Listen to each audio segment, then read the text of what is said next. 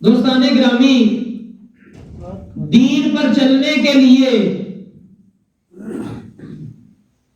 تین باتیں انسان کے اندر ہونا ضروری ہے۔ وہ کون سی؟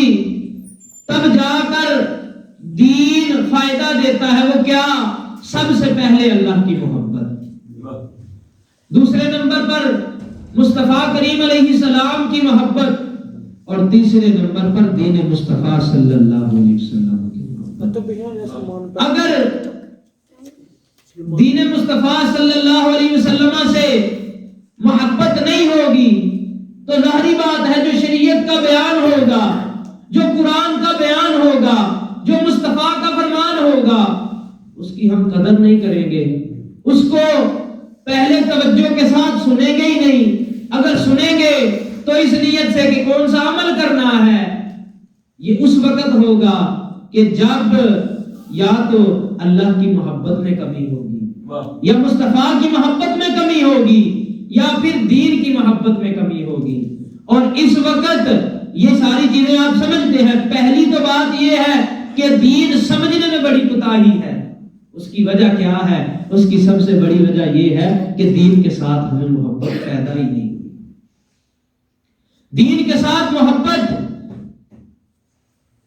کب پیدا ہوتی ہے؟ جب اللہ کا فضل ہو جاتا ہے تو واقعتاً دین کے ساتھ محبت پیدا ہو جاتی ہے، اور پھر ایسی محبت پیدا ہوتی ہے، ایسی محبت پیدا ہوتی ہے کہ نبی دو جہاں علیہ السلام کے پاس بیٹھنے والے آپ کے سارے صحابہ ہوا کرتے تھے۔ ہر صحابی کا عقیدہ یہ ہوا کرتا تھا کہ کوئی بھی نبی کا صحابی ایسا نہیں ہوتا تھا، بلکہ مدینے کے تاجدار نے ہر صحابی کے سینے کے اندر دین کی اتنی قدر و منزلت بٹھا دی تھی کہ ہر صحابی یہ چاہتا تھا کہ یہ دین اتنا قیمتی ہے، کاش یہ زندگی دین پر ہی چلی جائے۔ ہر صحابی یہ تمنا کرتا تھا۔ کب تمنا کرتا تھا؟ جب دین کی اہمیت ان کے دلوں میں پیوستہ تھی، جب مصطفیٰ کریم علیہ السلام نے دین کے بارے میں بتایا تھا۔ اور قربان جائے امام حسین رضی اللہ تعالیٰ عنہ، آپ کا عمل کس بات کی طرف اشارہ کرتا ہے؟ اگر ہم یہ کہیں کہ مدینہ افضل ہے، تو امام حسین تو مدینہ سے ہجرت کر کے کوفہ کی طرف آ رہے تھے۔ اگر ہم یہ کہیں کہ امام حسین آپ کی جان افضل تھی، تو بتائیں امام حسین کو نہیں تھا پتا کہ میری جان افضل ہے؟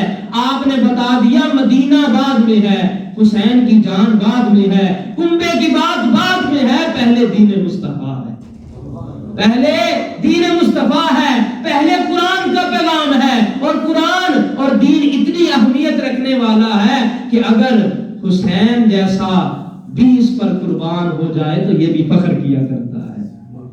امام حسین رضی اللہ تعالیٰ عنہ، آپ کے آخری لمحات میں بھی آپ نے شکوہ نہیں کیا کہ کنبہ چلا گیا، میرا سارا کنبہ چلا گیا، اپنی جان بھی قربان کی، لیکن فخر کیا کہ کوئی عام جان نہیں بلکہ دین مصطفیٰ پر جان پیش کی ہے۔ ان لوگوں کے سینوں میں دین کی قدر تھی، اس وجہ سے وہ دین پر جان بھی قربان کرنا فخر کا باعث سمجھتے تھے۔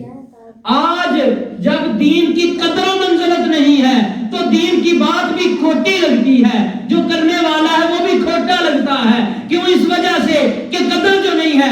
آج قدر ہے تو انگلش لیکچر کی ہو سکتی ہے، آج قدر ہے تو یورپ والوں کی ہے۔ کیوں؟ اس وجہ سے کہ یورپ والوں کی قدر ہمارے سینے میں اس وجہ سے ہے کہ ہم دنیا سے پیار کرتے ہیں، اور جو دنیا سے پیار کرتا ہے وہ ہمیشہ اسی سے کرے گا کہ جس کے پاس دنیا زیادہ ہوگی، جس چیز سے دنیا زیادہ آئے گی۔ ہمارے دلوں کے اندر دنیا کی قدر و منزلت ہے، اس وجہ سے دین کی بات کرنے والا اور دین کی بات یہ دونوں سکھاتی نہیں ہے۔ جب بھی ہم اس معاشرے میں کسی پر وار کریں گے، کیوں؟ اس وجہ سے ہم وار کریں گے تو اس پر کریں گے جو دین کی بات کرنے والا ہے، جو دین مصطفیٰ شریعت مصطفیٰ کو کھول کر بیان کرنے والا ہے۔ اس وجہ سے بیان کا دکھ لگے گا کہ یہ بات ہماری دنیا کے خلاف جاتی ہے۔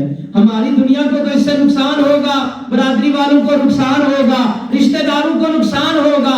یہ بندہ ہم جیسا سوچتا ہے، جس کی نظر میں دنیا کی قدر و منزلت ہے، اور جن کی نظر میں امام حسین کی طرح قرآن کی قدر و منزلت ہوتی ہے، وہ یہ کہتا ہے کہ سارا کنبہ کہا دیا جائے قرآن پر تب بھی یہ کم ہے، قرآن کی قدر و منزلت اس سے بھی زیادہ۔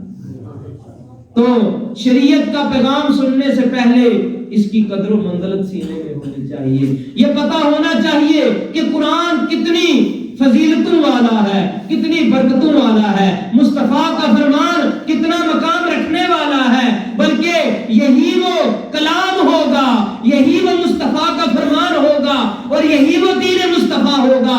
جب قبر میں بندہ جاتا ہے، آپ توجہ کیجئے گا، قبر میں 3 سوال کیے جاتے ہیں، اس کے علاوہ کوئی سوال نہیں کیا جاتا۔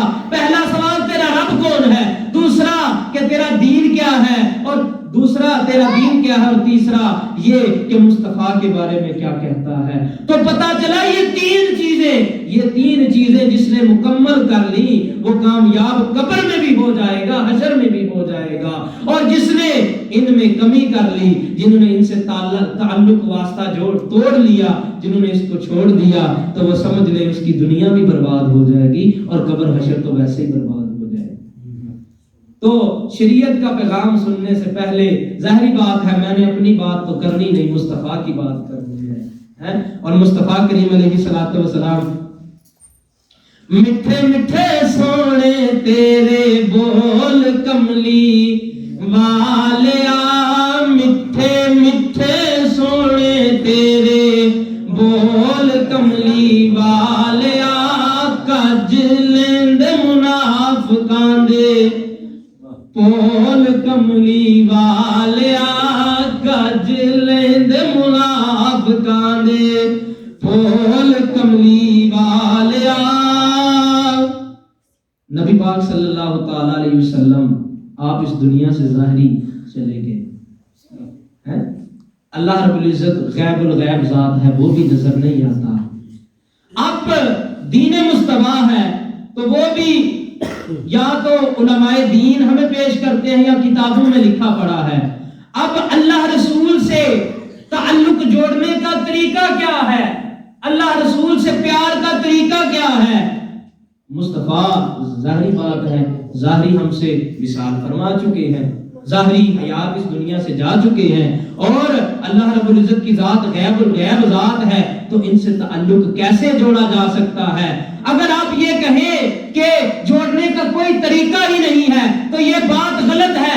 نانا مصطفیٰ کریم علیہ السلام نے طریقہ چھوڑا، فرمایا اللہ کے قریب بھی ہو سکتے ہو، میرے قریب بھی ہو سکتے ہو، لیکن بات یہ ہے کہ قریب ہونے کے لیے شریعت مصطفیٰ کا رستہ اپنا لو۔ رستہ پاک نبی دا چھڑ کے تے کوئی نہ منزل پاندا،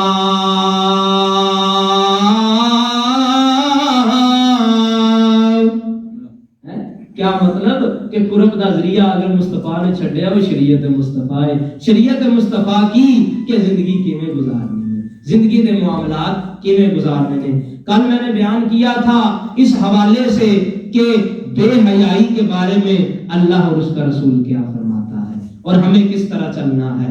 شادی کے موقع پر ایک بڑی غیر شرعی رسم جو ہندوؤں سے ملی ہے اور ڈرامے دیکھ کے ملی ہے، فلمیں دیکھ کے ملی ہے، اور ان کے ساتھ غیر مسلموں کے ساتھ تعلق کے ساتھ ملی ہے، وہ کیا؟ وہ گانے ڈھول باجے ہیں۔ میں نے مصطفیٰ کریم علیہ السلام کے بیان سے اس کی شرعی حیثیت بیان کرنی ہے، اللہ پاک بیان کرنے میں شرح صدر عطا